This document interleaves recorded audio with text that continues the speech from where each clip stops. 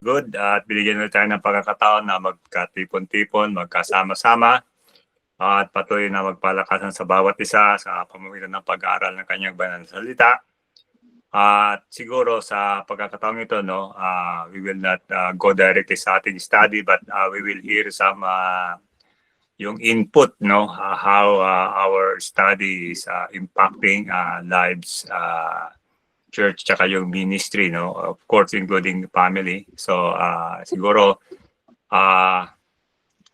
narin na si Pastora Cory, no, so siguro siya yung first. Hindi ko alam kung nakapasok na si Pastor Ginilo at si Pastora Rina. Si Pastora Rina dumating na ba, Pastor Frankie? Wala pa po yung dalawa. Wala pa. Okay. Praise the Lord. Si Pastora Cory, let us hear from you, Pastora Cory. Okay, sige po. Magandang umaga po. Magandang gabi, magandang hapon. Ayan po. Yung video, paki-open po para everyone can see. Okay, yan po. Ang laki ng daga sa dibdib ko, Pastor.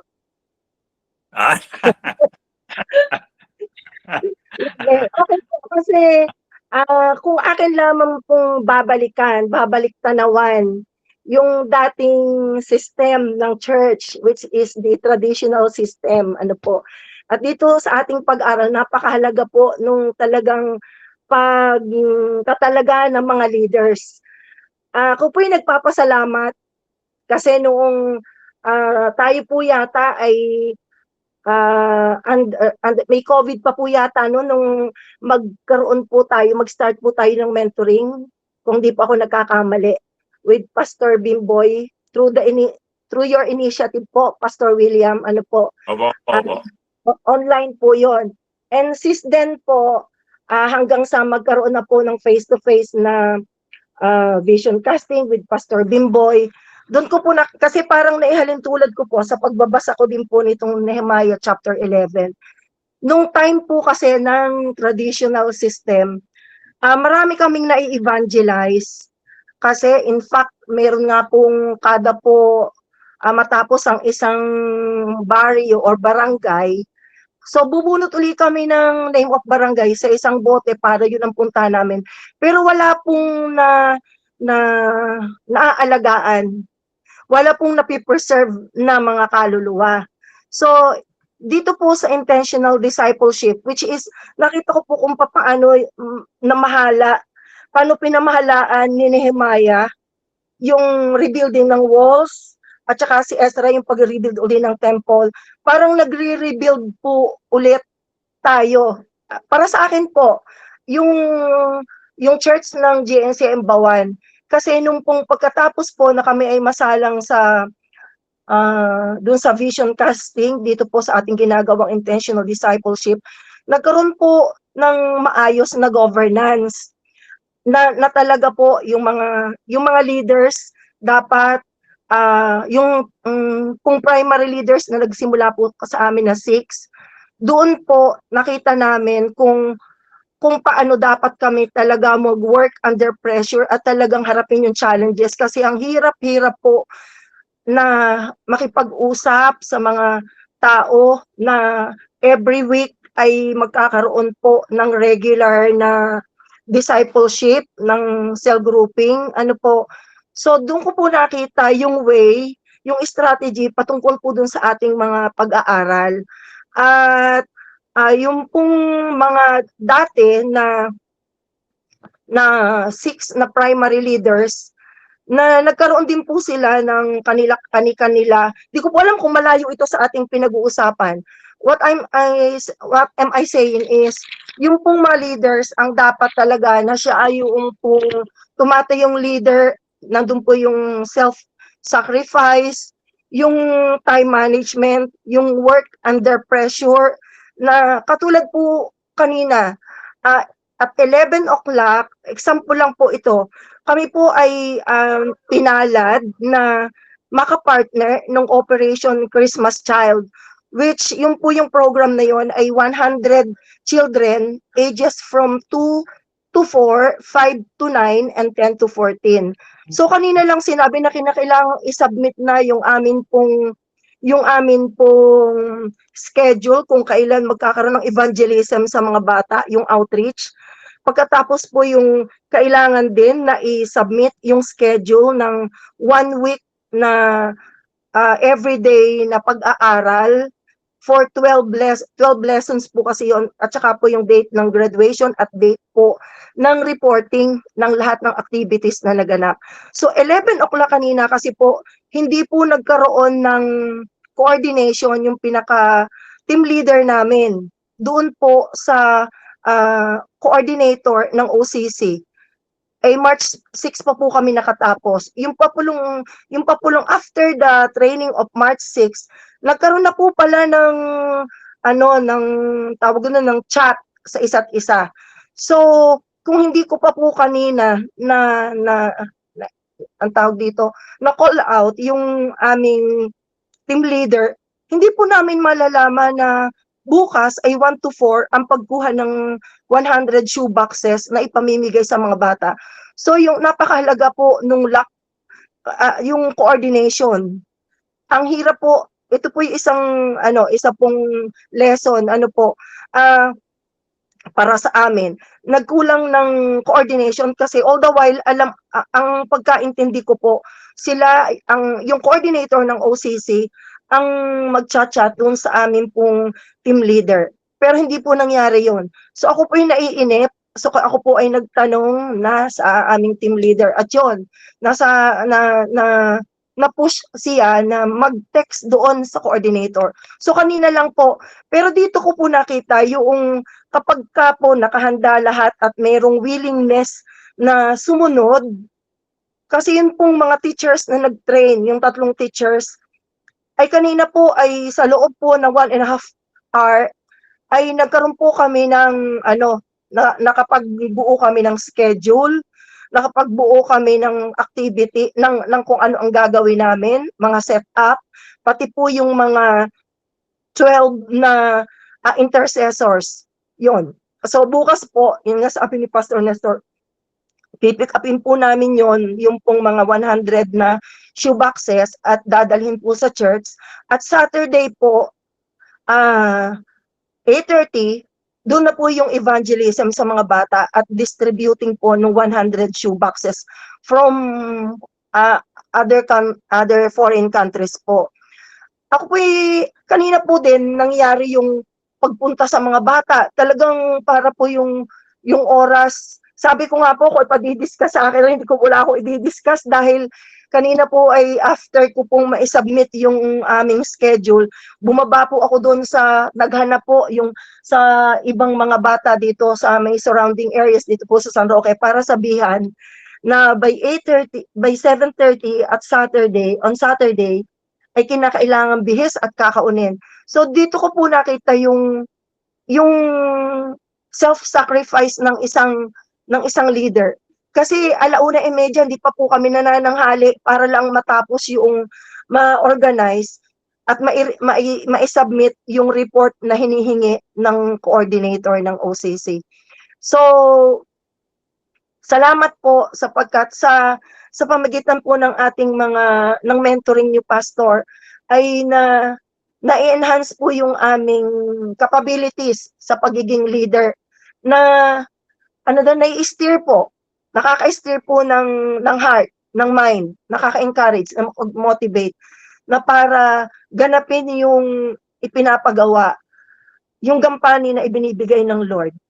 Yon. At sa akin po bilang ako'y leader, sa totoo po ang hirap din na i-delegate sa mga nasa baba. Pero kinakailangan ng kailangan po ng firm decision So mayroon man po na sasagasaan ng konti minsan, nagtatampo, ando na bigla ka na lang tatanggalin sa kanyang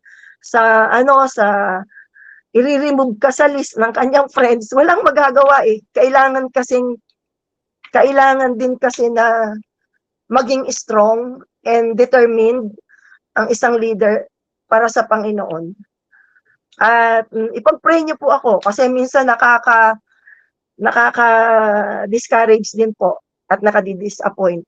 Pero Salamat po sa inyong pagme-mentor, Pastor William, sapagkat doon po ako humuhugot ng lakas. Kasi ano nga po bang maiibigay ko kung wala naman akong natatanggap?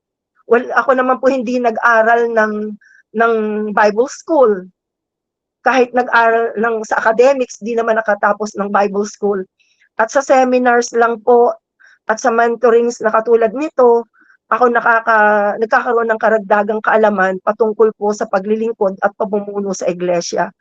Kaya marami pong salamat, Pastor William, at doon din po sa mga input at saka mga sharing ng mga kapatiran tuwing Thursday po.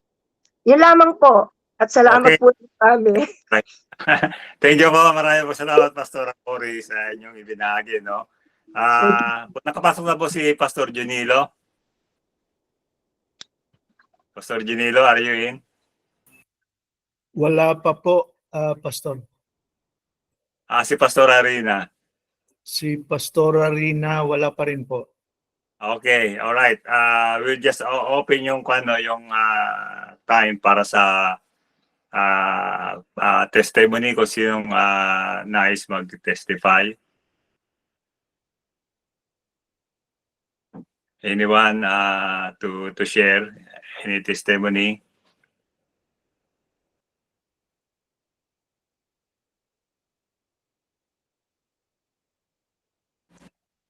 Okay, Pastor, magandang gabi po sa ating lahat at purihin po ang Diyos, mga kapatid, dahil una nga po ay yung ating pinaplano at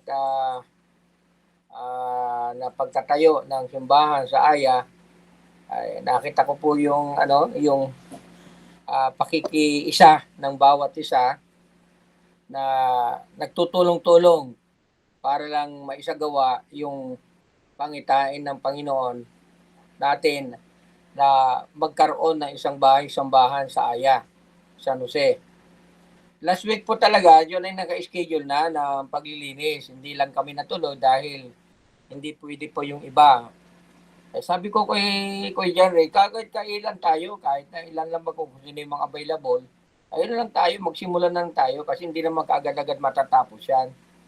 So, sa biyaya po ng Panginoon, kami nagsimula na kanina at malawak po yung nahawan namin. Siguro, kung titignan natin, baka more or less 500 square meter din yung nalinisan namin kanina eh. Tapos, nung bandang hapon na, nagtayo na kami ng scaffolding. At saka po, naikuhan ko na po nailagay na po namin yung tolda. At sa Martes po, Martes sa Sabado, babalik po ulit yung mga kalalakihan at dahil para finishing touches na yung paggagawa namin dahil sa kasi baka sa Wednesday ay magdi-distribute na kami ng mga invitation letter doon sa mga 200 meters radius para daw may paalam doon sa mga kapitbahay doon na magtatayo ng simbahan po doon. So yun po yung instruction sa amin ng barangay. So yun po yung gagawin at bibigyan din namin ng kopya ang barangay.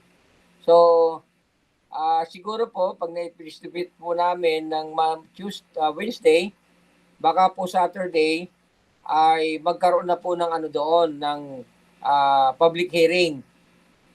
Yan, ang purpose kasi ng public hearing na yun para ma-inform po yung mga kapitbahay na doon sa lugar na yun ay magtatayo po ng simbahan. So yun po, nakita ko po yung kasigasigan din ng mga kapatid, lalo na yung mga taga roon. At ganoon din si Kuya John Ray, may-ari ng lupa, ay biyaya po ng Panginoon. Andun po naman talaga yung kanilang pagkasigasigan, pagpupursige, na makapagtayo ng simbahan po doon. At kanina nga po, nagsukat na kami, nagsukat-sukat lang, pero wala pa namang layout. Pinakita ko, ganito kalaki. Yun. Tapos, yung po sigurong kubo doon, ay baka ayusin na yun para sa parsonage naman ng pastor po doon. So, salamat po sa Panginoon dahil, yun nga, kanina sabi ko, magsama-sama tayong manalangin, pagtulong-tulungan natin ng manalangin na yung provision ng Panginoon para po sa pagtatayo ng ating simbahan po dito sa Aya. At nakakatawa naman pong isipin dahil yung po mga kapatiran din po naman ay natutuwa sila, nagagalak. Sabi ko nga lagi, yung isang kapatiran, sabi niya, Pastor, ito ay gawain ng Panginoon at siya ang may akda nito. Sabi niya, if there is a vision, there is always a provision. Kaya po mga kapatid, yun nga Amen. po, tulungan niyo rin po kami na manalangin na yung provision ng Panginoon ay patuloy na ipagkaloob sa bawat isa. Kasi kinikwenta-kwenta ko, siguro ano yun baka abutin din po ng siguro more or less 1 million. Dahil ang yari naman po, hindi naman kasing mas malaki naman kasi yung yari sa kuwan sa Siko. Ayun naman po sa amin sa Batang sa bali pumapatak ng 8 meters by 17 meters ang length. So yun po. So salamat sa Panginoon dahil kanina natuloy na nga yung pag-aayos, paglilinis at lahat ng tinabas namin ay sinilaban na doon, doon na sinunog. Sabi ko nga, nako, ang kapal ng usok ang ginawa namin. Sabi ko nga, aringat walang magreklamo na mausok. At yaya naman po ng Panginoon na hindi naman po wala naman pong nagreklamo na bakit mausok. So yun po, salamat sa Diyos dahil alam ko naman po sa tulong at biyaya ng Panginoon ay magkakaroon po ng kaganapan yung ating pinaplano na pagtatayo ng simbahan po doon sa lugar po ng Aya San Jose. So yun po mga kapatid at mga pastor, salamat po sa inyong lahat. Alam ko naman po na kami ay sinasamahan nyo sa panalangin para mapurso po natin yung plano at gawain po ng Panginoon na pagtatayo ng simbahan po sa lugar na yun. Naipakita ko na po yung perspective sa atin lahat. At kanina nga po ay kausap ko na po yung engineer at in a matter of 2 weeks siguro sabi niya ay matatapos na po yung plano. Kaya salamat po sa Panginoon. God bless po. Maraming salamat po sa inyo lahat. Okay po. Thank you po. Maraming salamat po, Pastor Nestor, sa inyong patuto. Okay. Meron pa tayong do we have another one na mag-share o magbigay ng testimony? Pastor Rena, nasa biyahe pa daw siya. Hahabol daw siya. Nako. Siguro may pinuntahan ito. Alright, no problem. We just hear some testimony pa kung meron.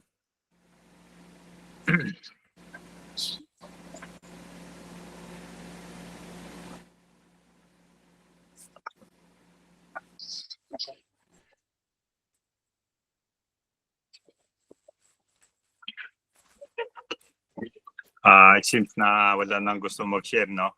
We'll go sa ating pag-aaral, no? I will just simply give yung introduction do sa ating papag-aaralan, no? But let me go over doon sa ating pasimula na kung saan sabi ko nga before, si Nehemiah hindi siya napunta doon just to rebuild the wall, no, para merong protection. He has I should say nariyan si Pastor Junilo. Pastor Junilo, are you going to impart something? Hindi. Ay, kayo lang po muna, Pastor. Kayo lang po muna. Para magdire-diretso na yung ko. Apo. Sige po. Kayo lang po muna, Pastor. God bless po. Okay, dito, no, si Nehemiah, through yung vision na natanggap niya, no, na I believe yung report na kanyang natanggap doon kay Hananiah, no, yung kanyang kapatid, no, is simply a trigger. Trigger yun ang simula na he will do something, and that God had moved him. So kasi it takes a national leader, no, para magkaroon ng tinatawag na change at si Nehemiah ang pinili ng Panginoon to bring this change para once and for all may balik yung tinatawag na kanilang identity as unique people, as different people na nag-worship ng isang God in a temple, which is kakaiba yan sa other nations. So atin po makikita no, na sa first wave, sinimulan ni Zerubbabel during the time of Cyrus the Great. So minob ng God si King Cyrus na pabalikin yung kanyang bayan, the Israelites, back to their place through the leadership of Zerubbabel. That was, sabi nila, around 538 BC, no? And after 80 years, nasundan po ito, no, ni Ezra through yung administration of King Artaxerxes. Ito yung second wave na bumalik muli, no, after 80 years. Kaya medyo mahaba yung gap niya. Then after 13 years, binanggit po dito, no, in the 20th year of King Artaxerxes. So yung pag-alis ni Ezra, that was the 7th year of King Artaxerxes. At yung pag-move naman ni Nehemiah, that is the 20th year of King Artaxerxes. Kaya meron siyang gap na 13 years, no? Kaya they were contemporaries. Dito, si Nehemiah, alam niya na yung pag-rebuild ng wall is just the first, I should say, first thing, no, na kanyang i-accomplish, na may ang kanyang intention is to of course do the vision and completing yung vision na yon, no, through series, kasi yung kanyang gagawin hindi natapos yun sa wall. Kaya nung siya ay nanalangin, no, regarding do sa pagkilos ng Panginoon and bringing things sa Panginoon sa kanyang pagkilos, yun po yung chapter 1 ng Nehemiah. He prayed and wait for the Lord. At yung chapter 2 po, the Lord, kumbaga sa kanya, give the open door for him. At yung nag-travel po siya. So alam natin he's coming from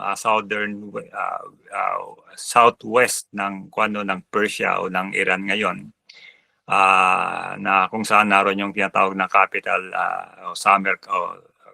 winter capital ng Babylon during that time o ng Persia. Kung doon siya manggagaling, no, it will take around like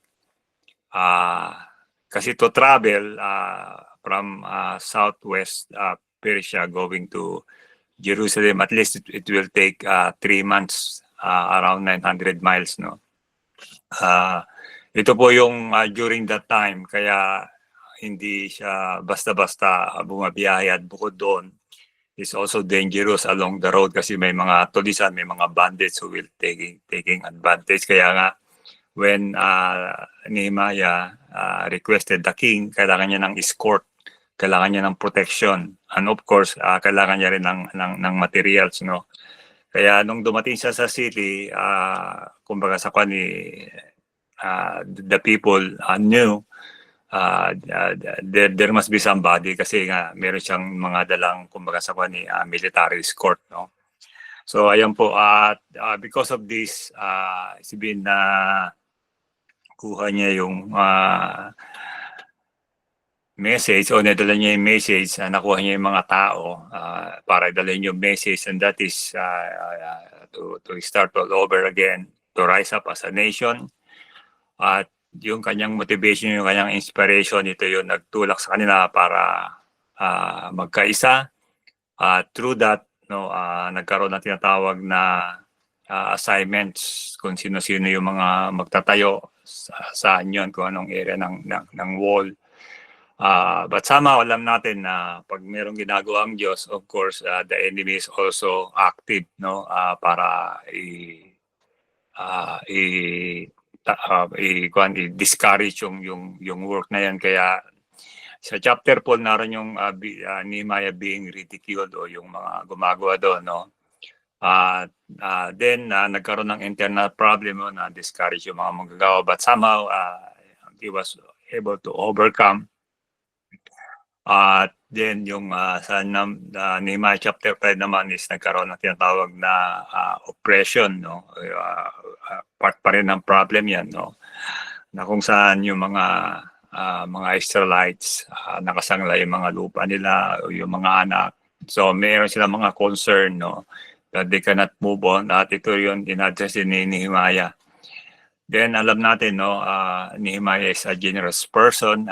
Marami siyang kiniter na mga kumbaga sa ni tao in order for the work to move on. At alam natin na the enemy kumbaga sa will not stop. Ito yung chapter 6, no, through Sanballat na trying to stop what they are doing, but hindi sila nag-succeed and they were able to complete the wall. So it means na meron ng protection, no? So yung temple, yung center ng kanilang kumbaga sa worship na roon na equip na through Ezra, yung mga I should say priest, yung mga Levites to perform yung kanilang religious work, at saka yung kanilang temple service. At of course, maaaring siguro some of the people. But here atin po makikita dito, no, na si Nehemiah after completing the wall, na nakita niya na meron ng tinatawag na completeness. So ang sinunod niya naman is yung tinatawag na administration within, para hindi lang siya physically strong, but merong tinatawag na structure within through the people or through the leadership, no? Kaya nag-delegate siya na humingi siya ng kumbaga sa support, no, sa leadership to do some of the things na hindi niya kumbaga sa magagawa, so that he could focus on important matter, important things. Kaya nga bilang mga pinuno dapat alam natin what we are called for, yung ating focus, at yung mga minor na dapat we learn to delegate yung work, no, para it will not get most of our time. Kaya nga in the book of Acts, nung yung mga apostles, kasi during that time sila nagpipreach ng salita ng Panginoon. Then of course yung Turan, I should say the church, they need to help and support also yung tinatawag na mga widows, yung mga fatherless, and some other concerns, some other things. Sabi nila hindi na namin magagawa na yan, yung tinatawag na administration o yung tinatawag na physical part, no? Kaya nga dito lumabas yung tinatawag na mga deacons, in order to help them to support, kasi ang primary calling nila is to preach the gospel,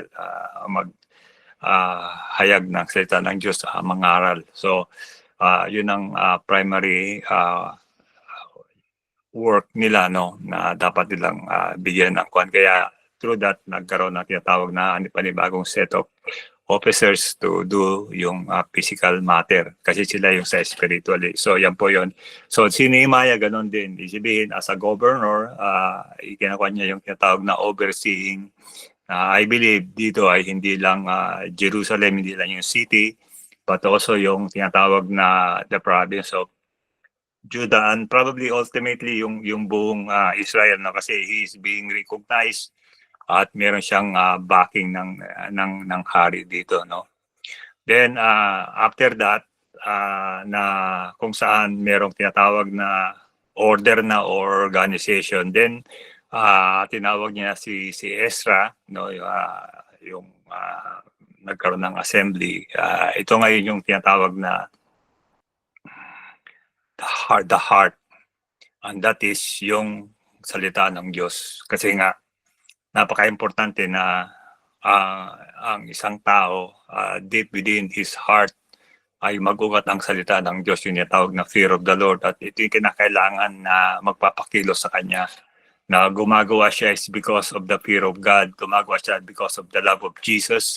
Gumagawa siya is because it is His, kumbaga sa kanya, yung kanyang tinatawag na voluntary way of expression o abundance of yung tinatawag na joy o yung peace. So yun, kaya nagkaroon sila ng tinatawag na yung reading of the Word of God. They are returning to the Word of God, to the law.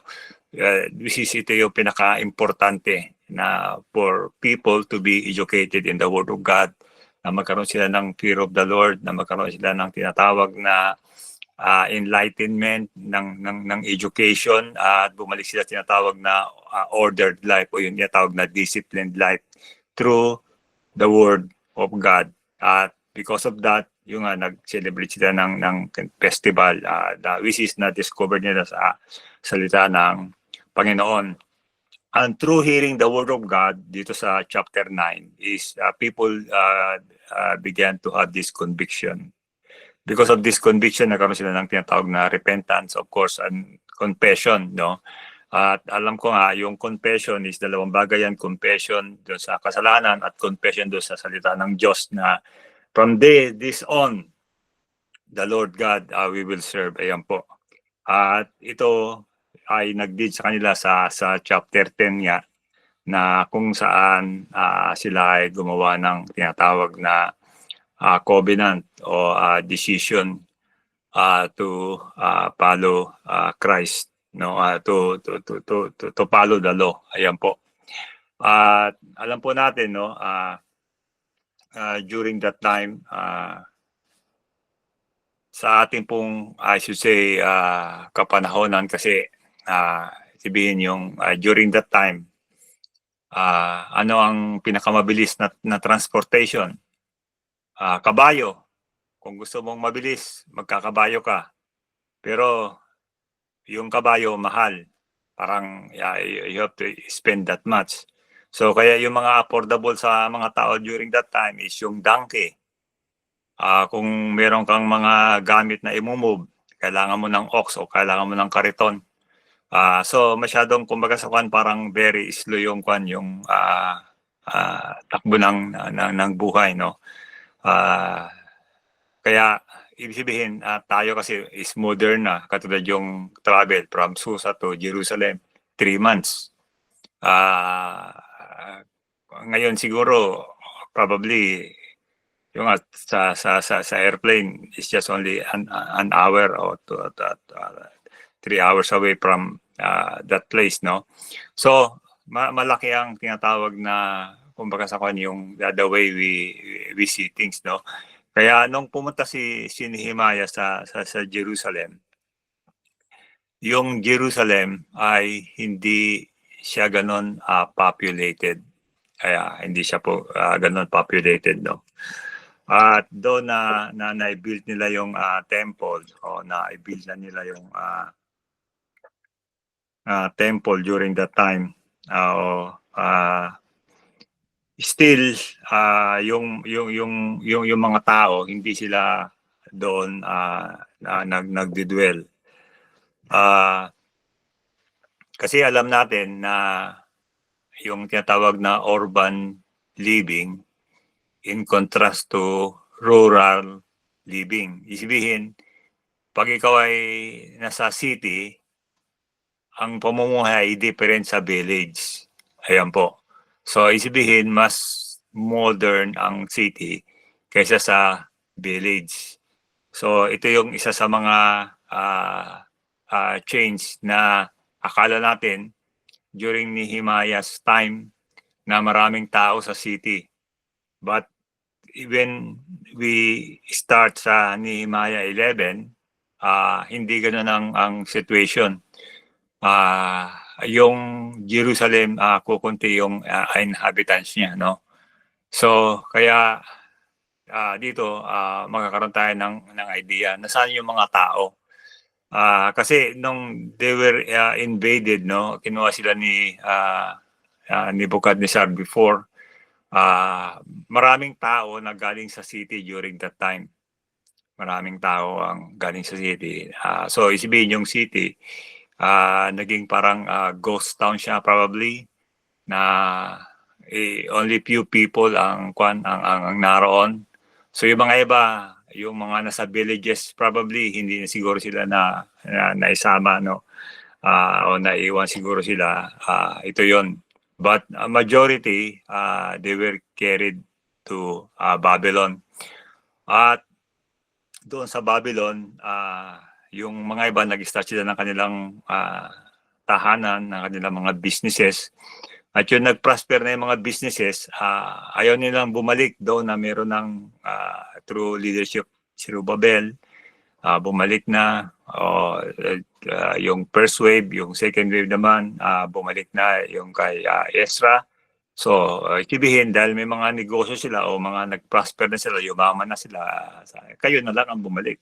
So, ayan, even doon kay Nehemiah. So, sabihin, yung city, hindi siya talaga populated, no? Katulad ngayon, yung mga Jew, they are all over the world. At sabi nila maraming Jew dito sa Amerika. But they are not returning to Israel. No, bakit? Kasi yung kanilang businesses, yung kanilang mga negosyo, yung kanilang family, they already established themselves here, no? Siguro yung mga iba siguro na nasa Europe yun, nasa Russia o nasa kumbaga Eastern Europe, na mga Jew, yung mga iba nag-return. Of course, may mga American Jews din na nag-return sa Israel. Na doon nag-settle. But yung mga iba na nag-prosper na, they will not return. Kaya sabi nila sa Iran, mayroong mga Jew pa rin na naiwan na nagbi-business sila. Though na yung Iran, ito lang naman ang because of yung mga leader ang galit sa Israel, hindi naman yung government, no. So magkaiba kasi yung leadership at sa government o yung tinatawag na administration, no. Magkaiba sila, but still sabi nila there are still mga Jews sa Iran na mga influential probably people na nag-prosper yung kanilang business. Maring sila yung mga sinauna pa during the time of when they were taken sa Babylon, no. So dito is the same do sa situation ni Nehemiah during that time, na yung mga tao they were not settling sa city, no. Maaaring siguro mas convenient sa kanila na tumira sa village, no. Mas maganda yung sa outside Jerusalem kasi they have their own properties. Kasi alam natin, no, when they move to the land, no, hinati yan sa mga tribes.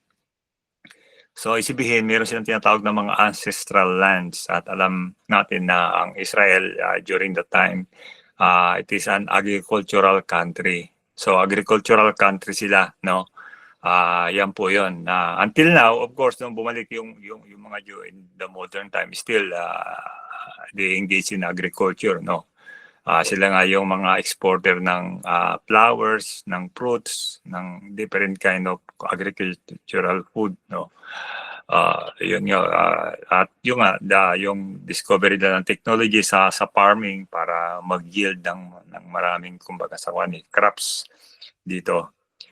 During that time kay Nehemiah, no, ang city ay hindi siya ganon kumbaga sa karami ng tao. Kukunti lang daw na it is the center of course yung kanilang tinatawag na religious, it is a religious center, at naroon din na yung tinatawag na education, but Jerusalem during the time is not that populated. Kaya ito yung isang bagay na kinuha ni Nehemiah, no.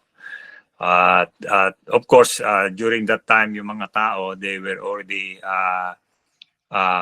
united, they were motivated, no. They came to conviction they came to decision. Kaya ibig sabihin na sila ay nagpapasakop na sa itinalaga ng Diyos o sa tinatawag na pinuno. Kaya kung ano yung sinabi ng pinuno, madali silang sumusunod doon kasi it is accordance in the law. At ito po yung maganda, no? Kaya nga, disciple o discipline, ibig sabihin meron ng pagpapasakop, meron ng tinatawag na pagsunod sa tinalaga ng Diyos o yung pamunuan, no? Ito po yung importante. So alam natin na ang talagang authority, ang talagang merong kapahamalaan ay ang salita ng Diyos. Ang salita ng Diyos talaga ang kapahamalaan. The word of God is authority. Ayan po. Ngayon, yung Panginoon, meron siyang ginagamit na kanyang mga idiniligate na authority. Ayan po yon. Kaya nga, hindi siya dapat i-misuse, hindi dapat siya i-abuse, kundi gamitin lang appropriately na kung saan, kaya merong pamunuan is to bring an order o yung tinatawag na kaayusan. Kasi pag walang kaayusan, chaos, ibig sabihin walang unity, walang prosperity, walang peace.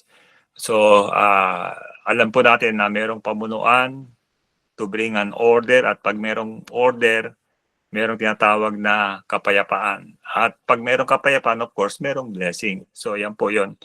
Kaya nga, ang Panginoon ay nagtalaga ng tinatawag na authorities o delegated authorities, no? Yan po. Kaya it takes, kumbaga sa kuan, learning, it takes education, no, para do sa mga nasasakupan. Naturuan po sila ng sa salita ng Diyos at sila ay magpasakop sa salita ng Diyos na naituro sa kanila. Ayan po 'yon. Napaka-importante po yung pagpapasakop sa salita ng Diyos, no? Kasi pag naturuan na po ng salita ng Diyos, madali na pong sumunod yan, no? Dahil na kasi nagpapasakop na po. Ito po yung nangyari sa kanila, no? Kaya si Nehemiah, hindi siya nahirapan, no? Yung nakikita niya na dapat na mangyari sa city. Kasi these people, they are willing to yung in submission sa kanyang authority, which is, I believe, siya yung tinalaga ng Diyos as a national leader na, I should say, as a national leader. Kasi through him, of course, maraming nangyari, no? Yung he is a respected person, though he is still under, kumbaga sa kwan, ni King Artaxerxes. Meron siyang, of course, authority, meron siyang power, na he has the backing of the king of Persia during that time. So he is also a powerful person kung he will use yung power that is vested to him na binigay ng hari. But somehow, yung tinatawag na leadership ni Nehemiah, the way is yung brotherhood, na kung saan ito yung nais na ng Panginoon, no, na ihatid sa kanila na yung obedience o yung tinatawag na submission through the leaders. So yan po yun. Kaya once the person is, kumbaga sa kanya is na educate ng salita ng Diyos, once he came to the light, ayan po, once na nagkaroon siya ng tinatawag na conviction. So ito po yung ating ninanais, no? Kaya nga yung intentional discipleship, no, through education, through biblical education, no, na ma-impart natin yung salita ng Diyos sa kanila. At once na na-impart sa kanila, of course, ang nais din natin is ma-impart din nila ito sa iba. Kaya nga yan po yung tinatawag na way na kung saan yung pag-win ng soul at pag-aakay ng kaluluwa at pag-educate sa kanila, no, ng salita ng Panginoon. Okay? This time, I will stop, no, dahil sabi ko nga, I'll just simply bring the introduction sa chapter 11, no, which we will discuss next meeting, no. So let us go sa prayer. Heavenly Father, we bless you, we praise you, Lord God. Sa pagkakataong ito, Panginoon, na pinagkaloob mo sa amin, yung patutuo, Panginoon, Lord God, ni Pastora Cory sa Bawan, Lord God, how, Lord God, you are moving, Panginoon, in the church through her leadership, O Lord God, na ang mga bagay, Panginoon, na nangyayari doon, Panginoon, Lord God, through merong difficulty, we believe, Lord God, that you will give her, Lord God, that good success na ito'y maayos over time, and that we pray, Lord God, yung mga kanyang nasasakupan, Panginoon, Lord God, magkaroon sila, Panginoon, humility of mind, magkaroon sila, Panginoon, conviction, Lord God, magkaroon silang fear of the Lord na, Lord God, na that you will unite, Lord God, this church and make it strong, Lord God, and that, Lord God, they will have that commitment, Panginoon, and the submission to the Word of God, and submission, Lord God, to your servants, O Lord God. Salamat din, Panginoon, Lord God, sa bawat isa na narito, Panginoon.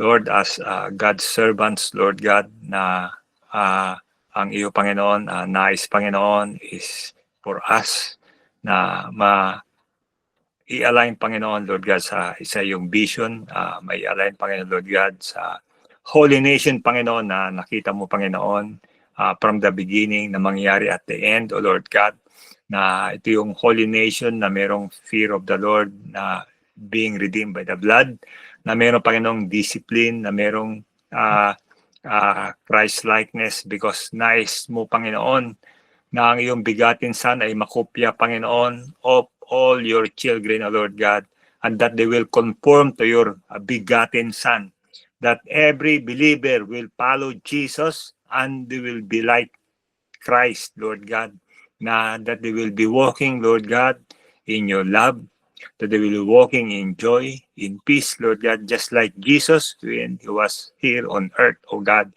Ito yung nais mo, Panginoon, Lord God, to have a nation, a holy nation, a peculiar people, people that is different from the world, O Lord God.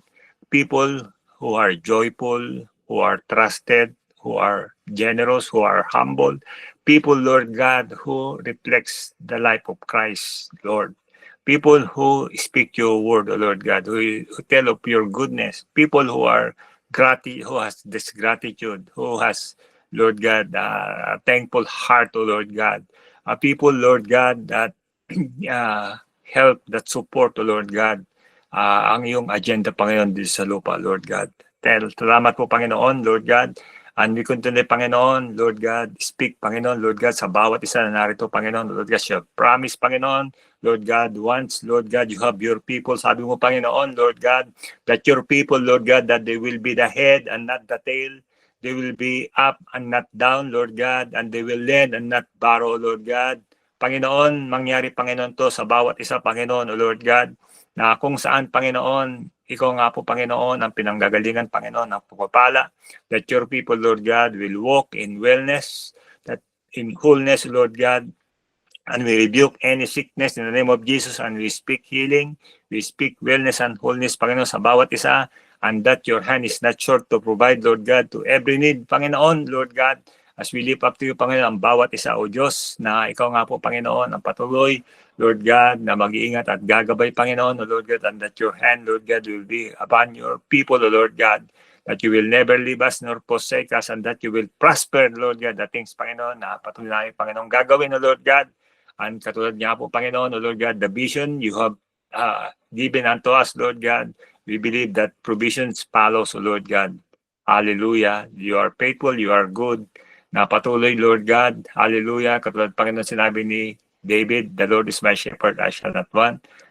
Lord God, you fill our cup to overflowing, O God, na hindi kami, Panginoon, Lord God, ma-intimidate, Panginoon, sa aming paligid, but alam namin, Panginoon, you have something for us, you have something for our family always, and nothing is missing, nothing is lacking, Lord God, nothing is broken. Lord, we speak peace continually, Panginoon, O Lord God, sa bawat isa, Panginoon, O Lord God.